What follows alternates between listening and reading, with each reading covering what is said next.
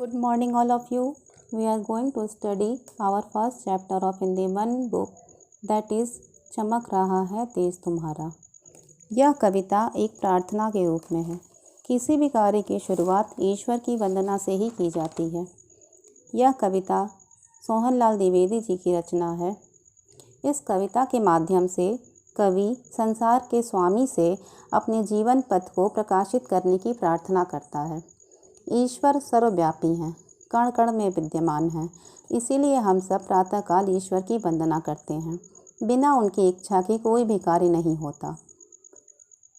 सबसे पहले हम इस कविता का पाठ करते हैं। चमक रहा है तेज तुम्हारा, बनकर लाल सूर्यमंडल, फैल रही है कीर्ति तुम्हारी, बन करके चांदनी धवल। प्रस्तुत कविता में कवि कहते हैं कि इस जगत का आधार, इस संसार के रचयिता ईश्वर हैं। उन्हीं का तेज, उनकी आभा सूरज का घेरा बनकर सबके जीवन में प्रकाश, रोशनी और ऊर्जा फैला रहा है। ईश्वर की कीर्ति अर्थात उनका यश स्वच्छ चांदनी बनकर आकाश में फैली हुई है और सब पर समान रूप से पड़ रही है, चाहे वो राजा का महल हो या गरीब का झोपड़ा। चमक रहे हैं लाखों तारे, बन तेरा श्रृंगार अमल, चमक रही है किरण तुम्हारी, चमक रहे हैं सब जल थल। इन पंक्तियों में कवि कहते हैं कि आसमान में फैले लाखों तारे ईश्वर की सुंदर सजावट बनकर चमक रहे हैं। सूरज की सुनहरी किरणों से सब जल और धरती सुनहरी हो रही हैं। उनका प्रकाश सब जगह पड़ रहा है। हे जग के प्रकाश के स्वामी, जब सब जग दमका देना, मेरे भी जीवन के पथ पर कुछ किरणें चमका देना। अंत में कवि ईश्वर की प्रार्थना करते हुए कहते हैं कि हे प्रभु, आप पूरे ब्रह्मांड में ज्योति और प्रकाश फैलाने वाले हैं, जगत के स्वामी हैं। आप मेरे जीवन की राह में भी अपनी कृपा रूपी प्रकाश फैलाएं और हमें सद्बुद्धि प्रदान करें। यही इस कविता का मूल सार है। अब इसके बाद हम कठिन शब्द के रूप में कुछ शब्दों को पढ़ेंगे। पहला, सूर्यमंडल। सूर्य हमेशा हमने समझाया है, सूर्य सूरज, स पर बड़ाओं की मात्रा ही होती है, या पर रेफ। आपको पता है र 4 तरीके से लगाए जाते हैं। सूर्य रेफ के रूप में है सूर्यमंडल। दूसरा वर्ड है कीर्ति, क पर बड़ी की मात्रा, त पर छोटी की मात्रा और ऊपर रेफ। इसके आगे है चांदनी, श्रृंगार, श्री में री की मात्रा लगी है, गा र, प्रकाश, प्र का श, और आगे वर्ड है स्वामी, आधा स वा मा पर बड़ी की मात्रा।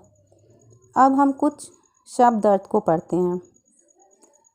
तेज, तेज का अर्थ है आभा। श्रृंगार, श्रृंगार का अर्थ है सजावट। सूर्यमंडल, सूरज का घेरा। अमल, साफ, स्वच्छ। दमकाना, रोशनी से भरना। कीर्ति, यश। थल, धरती। पथ, रास्ता। अब हम इस पाठ में आए कुछ प्रश्न उत्तरों को पढ़ते हैं। इस कविता में किसकी वंदना की गई है? ईश्वर की वंदना की गई है। सारे जग को कौन दमकाता है? सारे जग को सूरज दमकाता है। ईश्वर की कीर्ति क्या बनकर फैल रही है? ईश्वर की कीर्ति चांदनी बनकर फैल रही है। यह कविता किसके बारे में है? यह कविता ईश्वर के बारे में है। अब इस पाठ में आए कुछ तुक मिलाते शब्दों को हम पढ़ते हैं। तुक मिलाते शब्द जो तुकांत शब्द कहलाते हैं। जल, थल। रथ, पथ। सारे, तारे। जब, सब। अब इस पाठ में कुछ दिए गए हैं विलोम शब्द, जिनके बारे में हम पढ़ेंगे। आपको पता है विलोम मतलब उल्टा, उसका विपरीतार्थक शब्द, जैसे जीवन, मृत्यु। प्रकाश, अंधकार। स्वामी, सेवक। प्राकृतिक, अप्राकृतिक।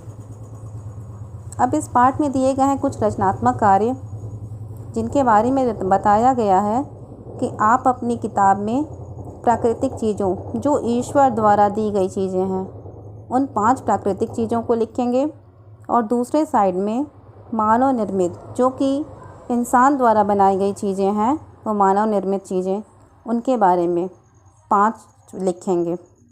आज का होम असाइनमेंट यही रहेगा। इस कविता को अच्छी तरह याद करना है और इन सारे शब्द अर्थ को भी याद करना है। धन्यवाद।